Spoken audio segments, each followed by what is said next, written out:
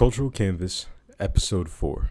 Topic of the week, rowing culture. So, hello, everybody. Welcome to episode 4 of Cultural Canvas. I'm your host, Jakai Grayson.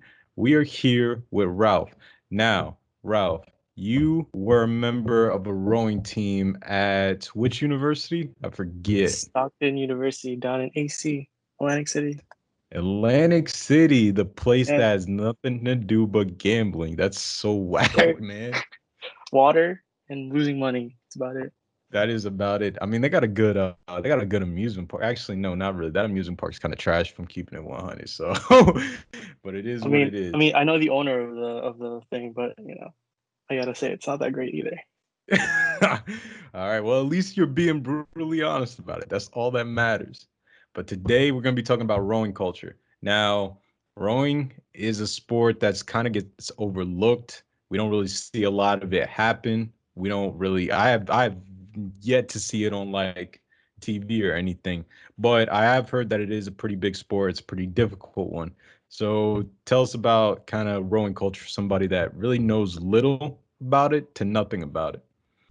Well, a lot of misconceptions for rowing is that it's all in like the arms. It's an arm workout. Uh I wanted it to correct that. It's more of a leg workout and a back workout because Uh, 70% of your power comes from your legs, and a good amount of it is your legs pushing and pulling. So yeah. that's just to clear that misconception. I only rode for like a semester and like 2 3 weeks of spring semester. Like I'm almost at the veteran, if you could say, but not the biggest know it all. But yes, rowing takes a lot of power in you. You need a lot of cardio. You need a lot of good breathing techniques because if you don't do it right, you're gonna pass out. There's many different occasions where I almost just blacked out on the rowing machines, and it's not that fun. Don't you remember back in high school where we went on those rowing machines? Yeah, it was kind of that push and pull thing. Yeah, I remember that. Yeah, there were so apparently our times were like really really bad. Like what was it, the 1,000 meter we did? We would do like in like 5 minutes, stuff like that. Well, we're Yeah. supposed to do it in like 3 minutes, so Okay. it's a lot of exercise. I'm sure you're gonna like it because it's really good on your core and like your legs. So it's a really good Yeah. workout that you should try. So Dang. So I know. Okay. So the rowing. So the rowing machine, as the name implies. So that was made for rowers, but what was it, or is it just something that we just call it? um so the technical term for it is the erg. Like Uh. I don't even know how you spell it, URG or ERG. But yeah, we some people will call the rowing machines because it's easier. But there are some people who just use the rowing machine and don't row at all because Yeah. there are different steps to actually rowing on a boat than rowing on the machine per Mm, se. But they have the same different, you know, concepts, but you have different techniques to apply to as well. got you. So other than using the rowing machine, what other exercises and what was like the training regimen like? Because I have never. I've seen college athletes work their butts off, and that's not okay. At least for me, that's too taxing on my body. But what was it like for you, man? Um, all I remember was the sheer dread I felt when they handed us our winter packets, and they were like, "This is the what you call it? This is the training that you need to do throughout the winter break."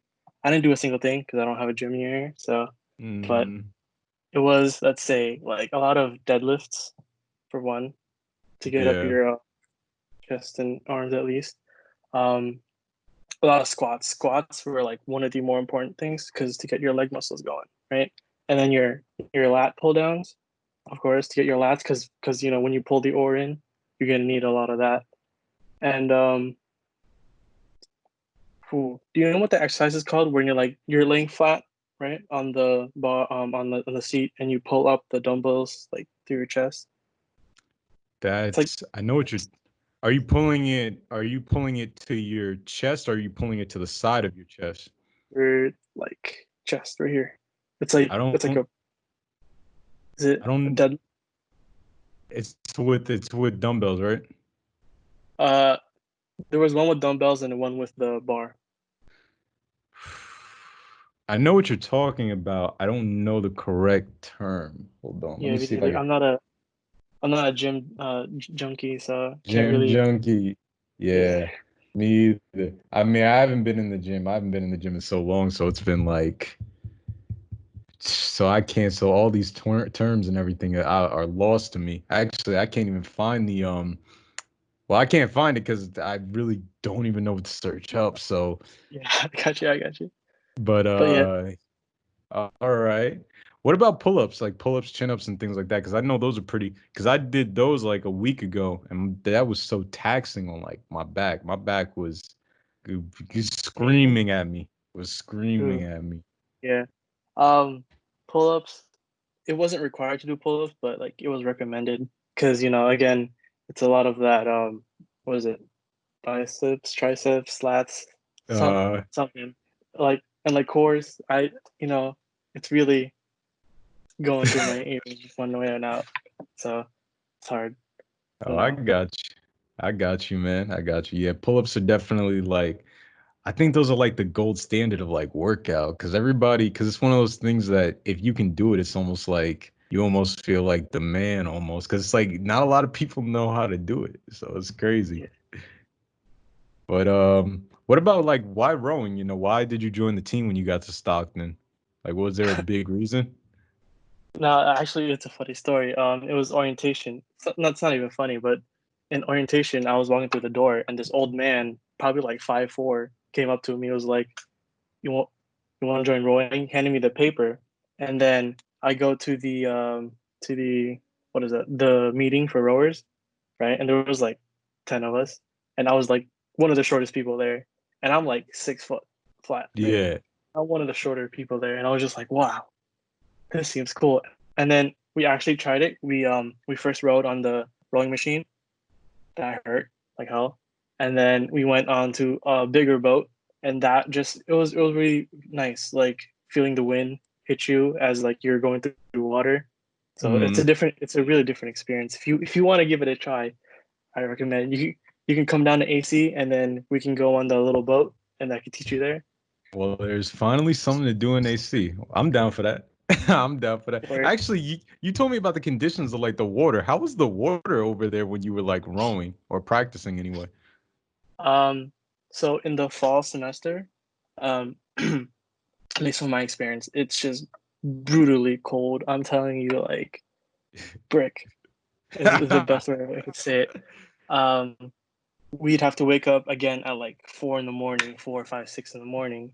We drive to Atlantic City where the water is like freezing cold, and we can't like when you row, you want to row with like little clothes so that you don't, it's more aerodynamic, I guess. Right. So like Yeah. you'd be in the water at like 5 o'clock in the morning. It's like 30 degrees outside. The water's cold, and you're wearing shorts. You're wearing like like a sleeveless shirt or just a shirt in Uh, general. And then you're going at like 10 miles an hour, and just the wind is hitting you. The water splashing on you. I've gotten sick like twice, and it's not the best. man, did you guys ever have to? Where does rowing take place? Does it take place? You guys ever had to row in like the ocean? Like when I say the ocean, I'm talking about like that beach near like the on the boardwalk. Nah. Uh, I don't think that's possible because of the currents. It's like we drown physically. But Oh, okay. so Stockton has their own lake, but then we also borrowed a boathouse and AC where Hmm. there's do you know like the river in Atlantic City, like behind the beach? There's another river that flows through it. I don't believe I've seen the river. Like I said, I'm really just Yeah, on the board for the most. I'm on the board for the most part. it's the complete opposite way of the boardwalk. So like it's like out of your way to go there. But it's a salty river, and I've had to taste that water a couple many times. And we usually roll from there. Most races that we hold take place there too. So Oh, okay. I know you mentioned when it came to like misconceptions about rowing, it's all in the arms, which, like you said, it's more of, back and legs. But what other misconceptions do you think there is, especially in regards to other sports? Oh, this is a big debate of whether rowing is should be considered, I guess, like a sport because it's not a contact sport. You're not like playing against other people. There's no defense, right? Yeah. So that's the argument I've heard. But like I want to say that there is kind of a defense in a sense. You're actually fighting the water itself because the water is a very very big enemy in Mm, rowing. If the water is not nice to you, you're gonna end up falling in. You're gonna end up being drenched. It's gonna be cold. It's gonna be hard. And everything. yeah, that don't sound pleasant, especially because I ain't a big fan of cold. So cold water is no bueno. That's most definitely that's garbage to be wanted with you. But what's it called? What have you ever encountered like somebody that said rowing isn't a sport, and like how'd you handle it? Like, No, I mean, I personally haven't because of the 3 months I've been rowing. Just been practice because our racing season is mostly in the spring. I didn't make it to the spring, but heard. Yeah, sorry, I've heard a lot of people say that there's a lot of debate about that. But it's an Olympic sport. Whoever decides what things are a sport, it's a sport. Curling's a sport, so yeah. playing. I mean, how'd you kind of benefit from rowing? I know it caused you. Did you feel the benefits in the exercises? Like, did it make like day-to-day tasks easier? Like, what happened? So the benefit of waking up at 4 o'clock in the morning, I was energized for the entire day. Like the energy, I I don't know how to describe it. I was just more awake than ever, right? Uh, Versus like waking up at like 10 a.m. in the morning and then going to class and then falling asleep because I've yeah, done that many. But same here. I'd say just like exercise in general makes life a bit easier to move and stuff like that. And Mm, eating, we'd have to eat a lot. I lost about 10, 15 pounds that first semester because of rowing, and I didn't eat that much because I'm broke and didn't have money. yeah, So it was a relatable, good relatable. yes, college. Yeah, at college, yeah. I don't know, bro. I mean, at least you were able to combat the freshman 15s. I did my best to do that too. I mean, what was that like, I guess, because you were exercising, so you were in a caloric deficit. So how'd you feel? Did you gain more confidence because you were getting muscle, or did you really kind of stay the same in that regard? Um, I'd say it felt really good.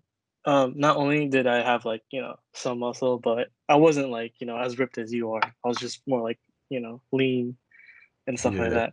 But it just I guess it felt more like you'd have more of a feeling of like confidence in yourself because you were able to get through that and and so like in rowing we don't row like with time. We like to row with like distance, like 2 kilometers, 1 kilometer, 500 meters, stuff like that. Mm. And for me, at least when I reach 6K, 6 kilometers, 10 kilometers, like I'd feel more confident about myself because they hurt all of them and they took a long time.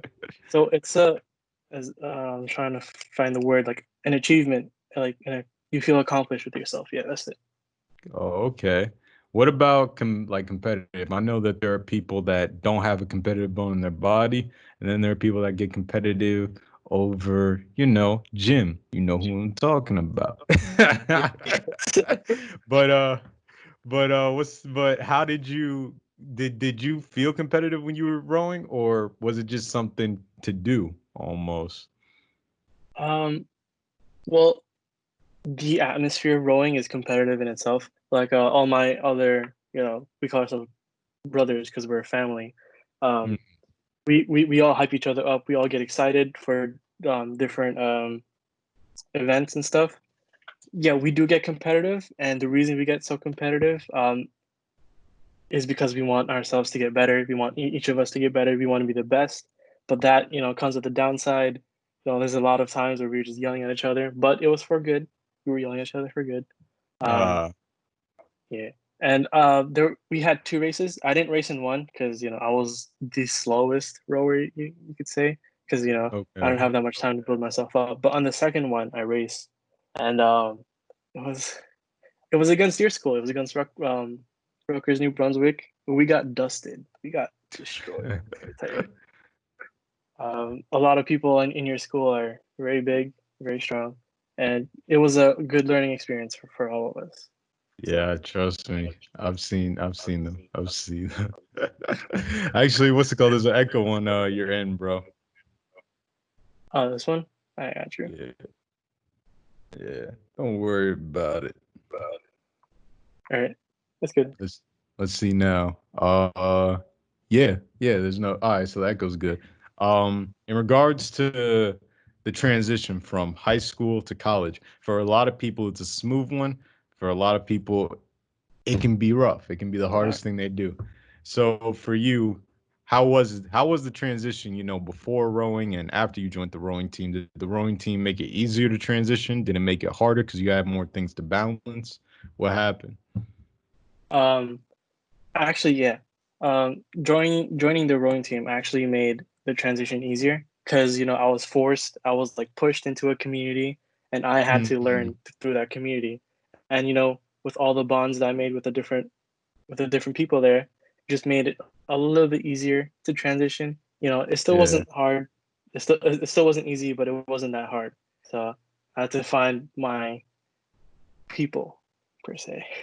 got you. Did That rowing Okay. So so with rowing, because I don't know a lot of things about rowing, but I assume that when you join the team, you kind of meet people from different walks of life. So did you meet people that were similar to you, or did you meet people that were different than you? And like, how did it work? Because were you able to work with them because you were so different, or because you were so the same? Like, how'd it go? a little bit on my background. When I walked into the so sorry. When I walked into college, I was like scrawny, I was like weak and all that. And then when I went inside, when I went into the rowing team, these people they were like so bulky. They were like bodybuilders and stuff like that. One some of them came from lifeguards. Some of them Mm, were on like uh some of them were in their rowing teams in high school, which I didn't even know was a thing. yeah, So yeah, we can't row in the Hudson River, so I guess that's yeah, why exactly. our school. Yeah, come out with a third foot, man. Hudson River is dangerous. To this day, I'm still But sad I lost my board, but your board just went right in there. But wrong.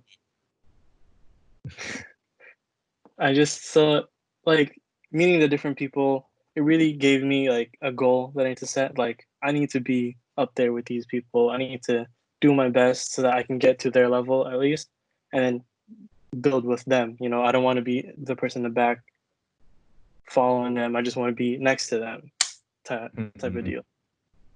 So So, yeah, it was nice. okay. What about during the pandemic? Do you still keep in touch with them, or do you feel like you guys have Uh, drifted? it's pretty much drifted because I left since I couldn't really talk to them.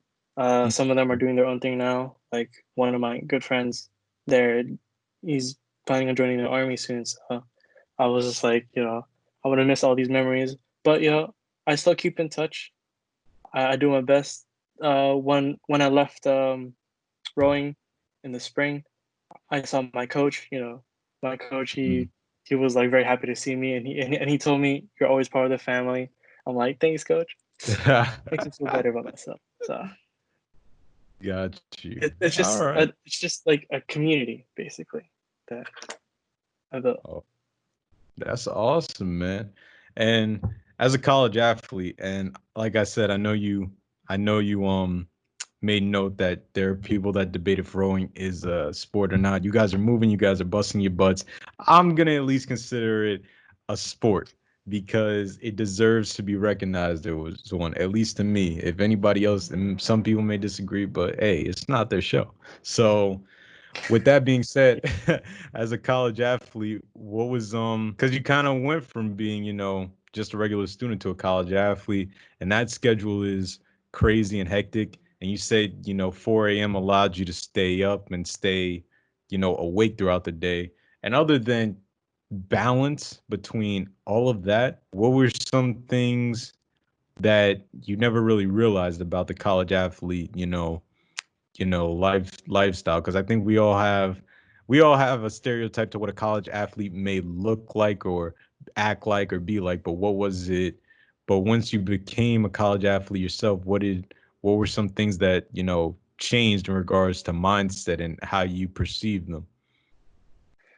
Well, the one of the big things that I noticed at least where was eating, because as a college athlete you had to eat certain different things. So like I graduated from eating um Chick-fil-A every day because we have a Chick-fil-A store in our school. Uh, I went from there to eating salads constantly, and it was one of the hardest things I've ever done. But it's but I don't regret it, because it was really helpful. And like just how some college athletes were like, how they act and stuff like that. A lot of them were really cool.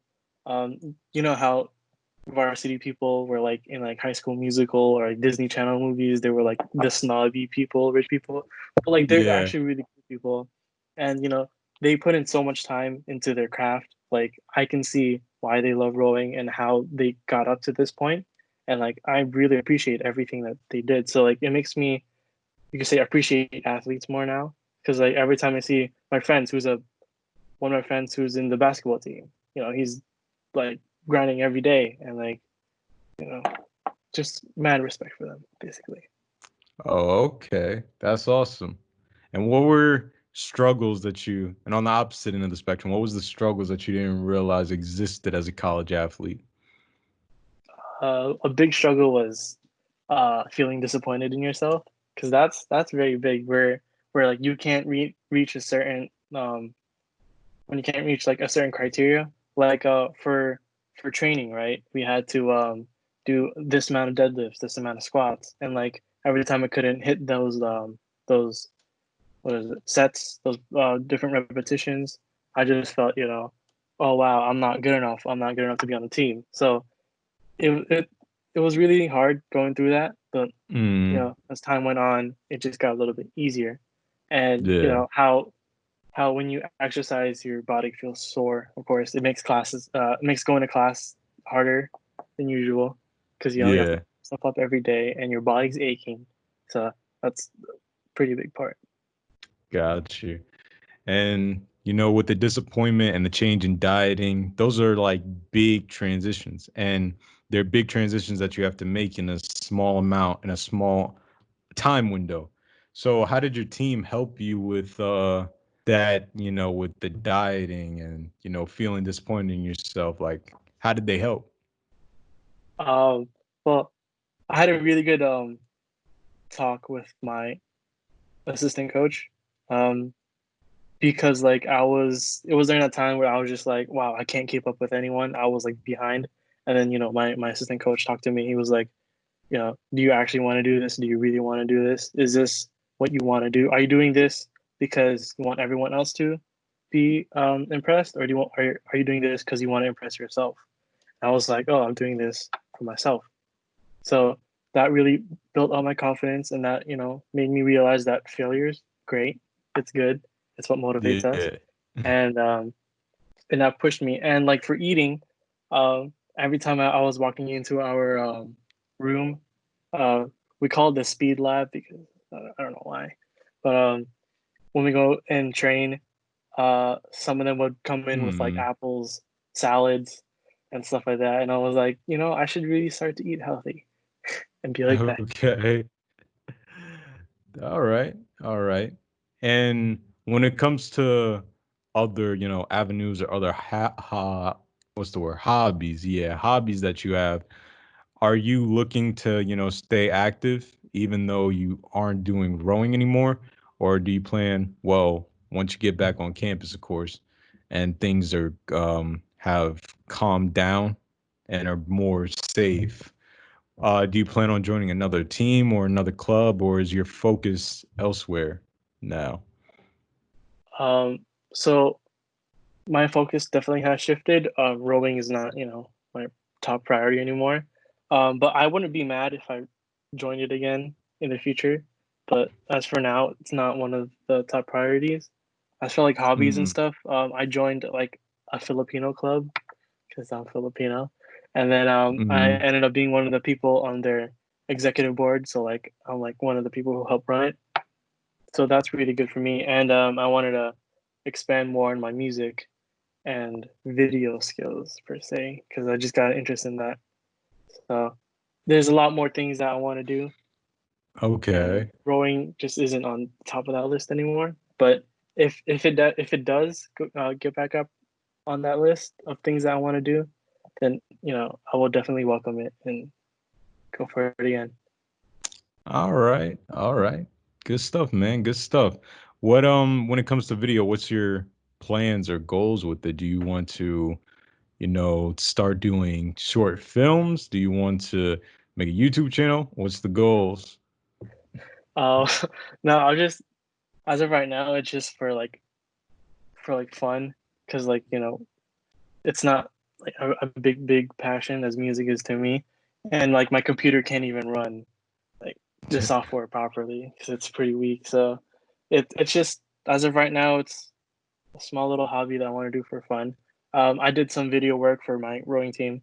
That's why my assistant coach was like, "Hey, if you ever want to be our videographer for the team, you can always do that." And I was like, "Yeah, sure." Oh, dope. Dope. And when it comes to everything else, what's your big goals or big plans right now? Is it music? Because you mentioned you're a musician, or is it something else? Like it can be a long-term goal or a short-term goal, whatever you want to talk about. But what is, some goals you got right now? Well, as a musician, my biggest goal is to, record a hit single and get like money and everything, probably the top of my list. But if that doesn't work out, uh, what I want to do is probably get like a job in Atlantic City, try to build my reputation there and then get a job there, probably manage some buildings. Ultimately, have my own casino. I don't know, something like that. Just just to make it big at this point. But Gotcha. as of right now, I just want to get through college, get that process done, make as many friends as I can, make as many connections as I can. Just like your like regular college stuff that you do. Okay. When it comes to wait, why Atlantic City? Because I know we were just talking hella smack about Atlantic City when we got on this podcast, but like why there? Like why do you want to kind of start and stay grounded there? Has Stockton kind of influenced you with that, or is it something else? Yeah, Stockton's kind of like part of the community there. It has like a campus um on the in Atlantic City itself, and like most of the well, a good amount of the businesses there are affiliated with Stockton. So I was just it'll be a good an easier transition. You know what I'm saying? If I start in Atlantic City where the schools build instead of going to like Arkansas or something like that instead. So Okay. Okay. And what about the other cultures? Because we've mentioned, you're Filipino, so you're part of the Filipino culture. You're a musician, you're part of music culture, you're part of videos, so you're part of, video culture. You got a lot of cultures that you are part of. And do they all intertwine? And heck, even rowing, you were a part and kind of, some ways still a part of rowing culture. So do they all intertwine in some way or do you keep them separate? I think the answer was kind of already hinted at because he mentioned giving you a videographer position on the rowing team, but what's your take on it? well, I want to at least try and make blend everything to blend everything together. Um, just to make life easier. To live different sets of lives per se in these different types of cultures, it's gonna be hard. And plus, I I like the idea of inclusion, of everyone feeling like they belong in the same space and same community. So I want to try at least take the music, video music culture into the Filipino culture, and then probably Mm. like expand around that. Join like the dance team. I'm not gonna do that, but as an example, you join like different clubs and different organizations.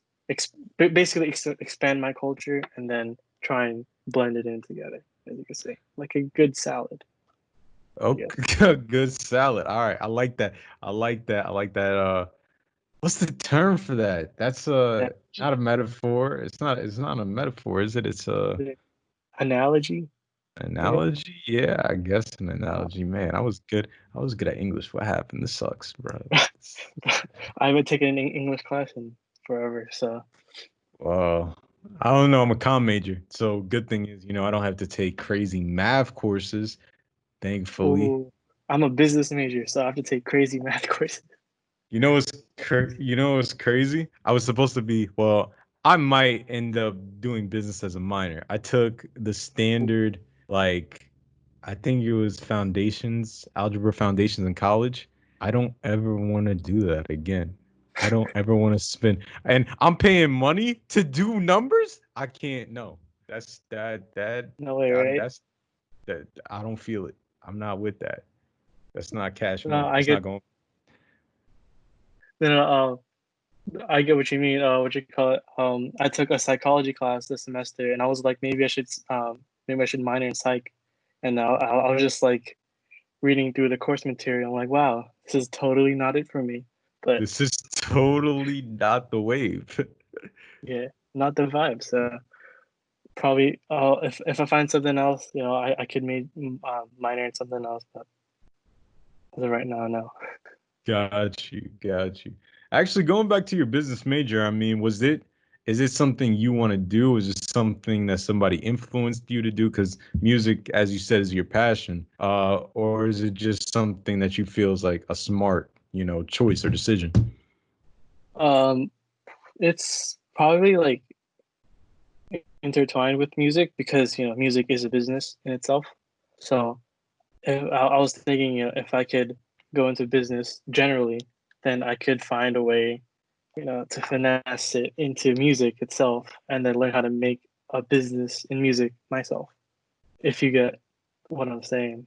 So Yeah, I know what you mean. And so are you hoping to be more so on the producer side? Do you want to be on the songwriting side? Or do you want to kind of be a mix of everything, like a jack of all trades? probably like a jack of all trades. Like my ultimate goal is probably to own like a record label one day, or just own like a big name in the music industry. Whatever it takes. If I have to keep producing 10 times a day, if I have to write songs 10 times a day, I'll probably do as much. But that's probably one of the reasons I chose business in general, because I want to learn how to run an organization. So Okay. We mentioned, and I guess this goes back to rowing. Rowing changed your mindset and influenced your mindset with, staying active, staying fit, doing what you had to do to compete. Did it also change your mindset in other aspects, like, when it came to studies or even music or any other thing that you were a part of? one of the bigger lessons I learned from rowing that I apply now, just in general, is like what I told you to before about like failing and feeling disappointed. It just that mindset of trying to do your best even though you're doing your worst, is just a good mindset that I like to follow. Striving to be the best is basically a big thing from rowing that I learned now that I apply to myself, at least. All right. Awesome. Awesome. I guess to kind of end this on a note from you, this is, I guess, your part to leave an impact or a message. Uh, what is something you kind of want to tell the viewers? And it could relate to rowing, it could relate to music, it could relate to business, it could relate to anything you want. But what is, a message that you want them to kind of leave with in regards to this podcast? Well, first off, I'd like to say that what you're doing is really good. Talking about different cultures, talking about all this kind of stuff is really good. You know, it's in our society today. There's a lot of things that are happening that Yeah. make things a little complicated. But I just want to say, don't Thank you. feel pressured. Don't feel bad about learning new cultures. Um, one thing that I put in myself when I was going into college is that everyone is in the same boat. Everyone feels the same way, probably most of the time, right? Um, so you're not alone. And if you want to join a group like rowing or music or or any other club, don't feel like you're gonna feel left out because there's gonna be many people who are in the same boat as you. We all kind of share the same feelings, kind of share the same experiences because everyone's watched the same shows when they grew up. Everyone's had the same toys when they grew up. Everyone's know the same memes when they grew up, right? So, it's memes are definitely a part of us, especially your background. it's so like yeah, I just say don't feel like um don't feel left out because you're not. So, and you if you don't feel included, try to make everyone feel included too. If that's makes any sense, because we're all in this together. We're all college students, high school students going through life and trying to make it. And that's really it. Well, you heard them, folks. So take it, apply it, or don't apply it. That's all up to you. And with that being said, Ralph, thank you so much for your time. This has been Cultural Canvas, episode 1, 2, 3, 4. Well, 4. yes. Episode 4. Thank you all for watching, and I'll catch you guys in the next one.